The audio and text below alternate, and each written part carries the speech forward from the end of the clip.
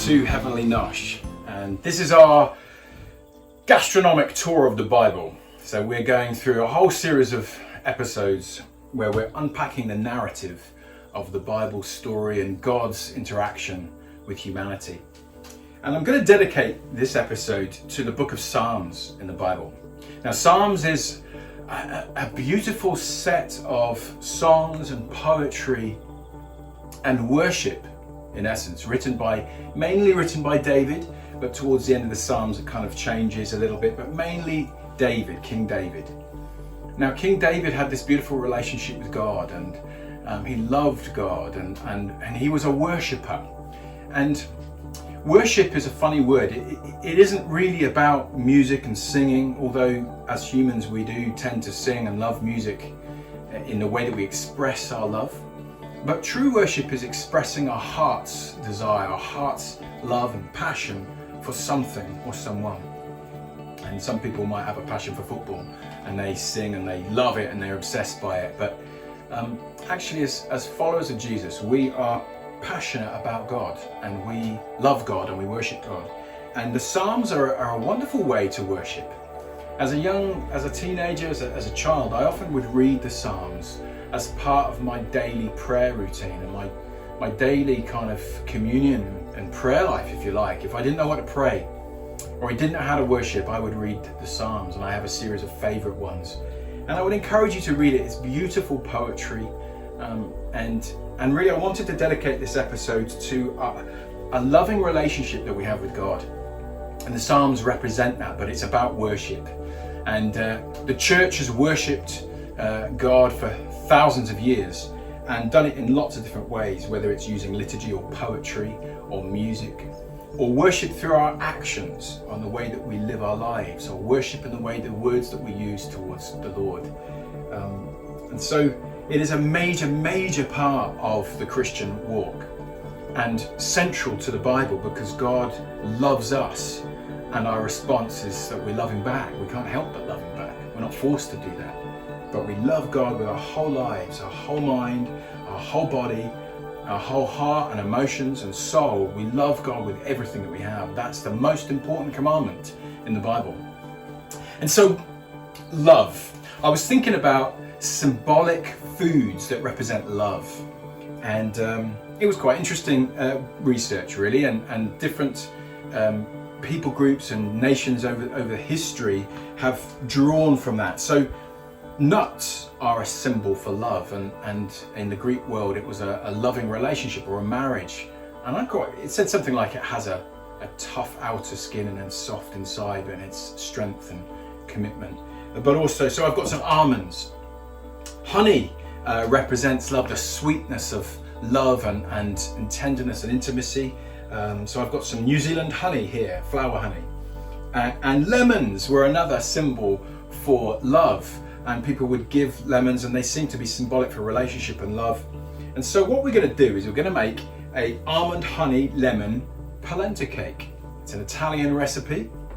I love polenta cake. It is wheat free, and it's going to be kind of fat free. I'm using olive oil.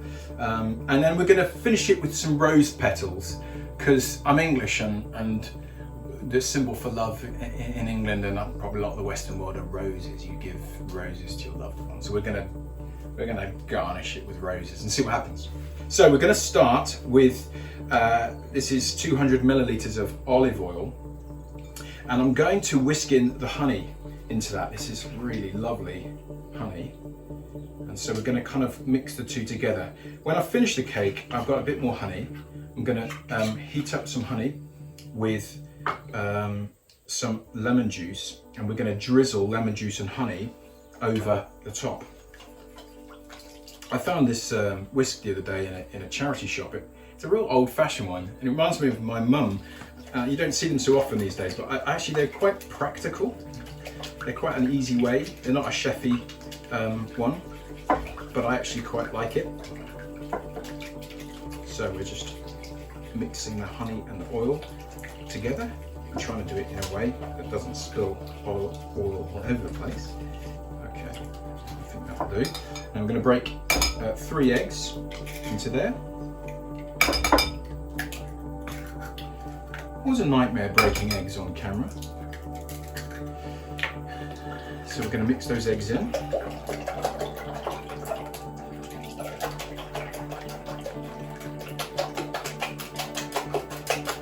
This has got no raising agent in it, just the eggs. So it's quite a dense cake, but also quite moist. It's one of my favourite cakes. Okay, so move that aside. And we're going to add almonds. So this is 200 grams of almonds into that mix. And I've got some lemon peel here, some skin, rind. Just chop it up a little bit. That's going to go into the cake. I wouldn't call myself an expert in cake making. My wife is the cake maker in our family, but I do like cakes. I like eating cakes. Spatula. And this is a lovely thing as well. We found this in a charity shop. God bless charity shops. An old-fashioned scales. So this is 100 grams of polenta. So that's cornmeal, all right? So it's quite fine cornmeal. And that goes into the mix as well, all right? So then we're gonna just kind of fold this lot together. So we have the sweetness from the honey, we've got the kind of creaminess from the nuts. Almonds are amazing in all kinds of desserts, but particularly in cake. The eggs will bind it, but also allow it to kind of rise slightly. Right, okay, so I'm gonna put that there. A few minutes just to allow the polenta to soak up. So I'm going to put it into a cake pan. Now I'm in a hut in the middle of nowhere in the bush in New Zealand, and we have a wood burning stove here. I've not cooked a cake in a wood burning stove. It's very retro. I'm in love with it already. We're going to bake the cake in there. So I've rubbed a little bit of olive oil into there, and it's always quite a good idea. This is one of these ones that clicks, so that when the cake makes, is finished, you can click it and the sides come off. It's always good to line it with baking paper. And here's a cool trick for baking paper. Rather than draw it out and a pair of scissors and a pen and all the rest of it, fold a piece of paper, kind of make sure it's roughly the same size. Fold it in half again into a square, and then fold it into a kind of cross, into a triangle in the diagonal, and again.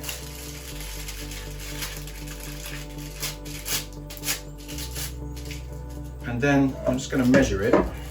You're measuring the middle. Okay, so about there.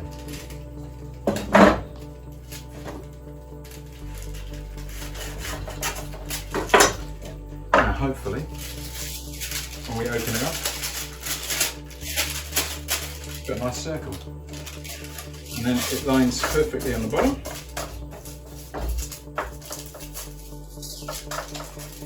Very nice. So we've lined the bottom of the tin, and then we're just going to put the cake mix in.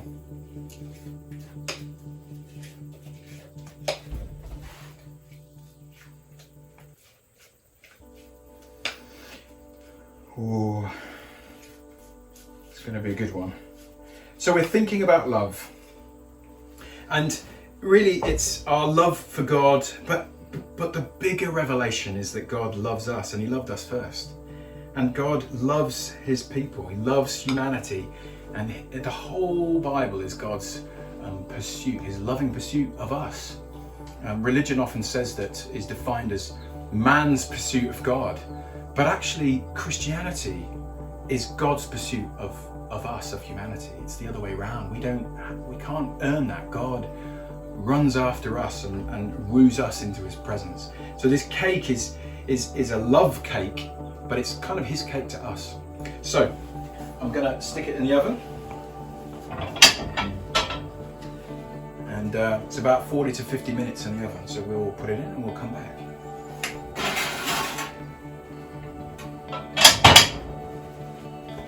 Let's hope it works. Okay, so the finished polenta cake, I'm really happy with this. So I'm going to just paint it a little bit. So I've had on a stove here, this is my honey and lemon juice, which sounds like something you do for a cold. but it's created a lovely glaze, and so I'm just going to liberally put that all over the cake. And what that will do, because the cake's still quite warm, it will soak in and kind of make it really moist, and add to the flavour. So, and I've got some more flaked almonds here, so I'm just going to flake some of these almonds onto the top. I do like almonds, and maybe just wet them slightly.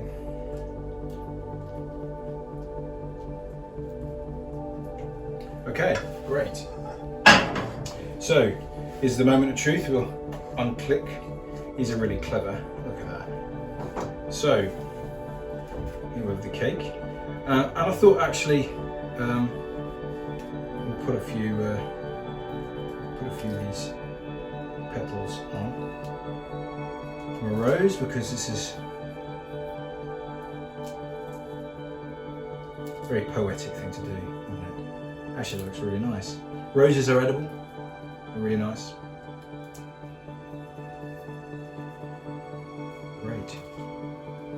So, well, let's just cut that cake and see what it looks like, shall we?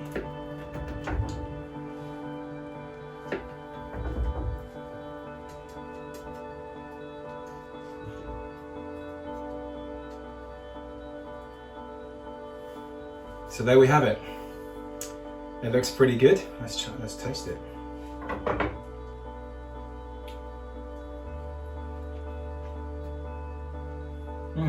That's really nice. So it's all about love. And this is God's cake to you and to me, and an expression of how he feels about us.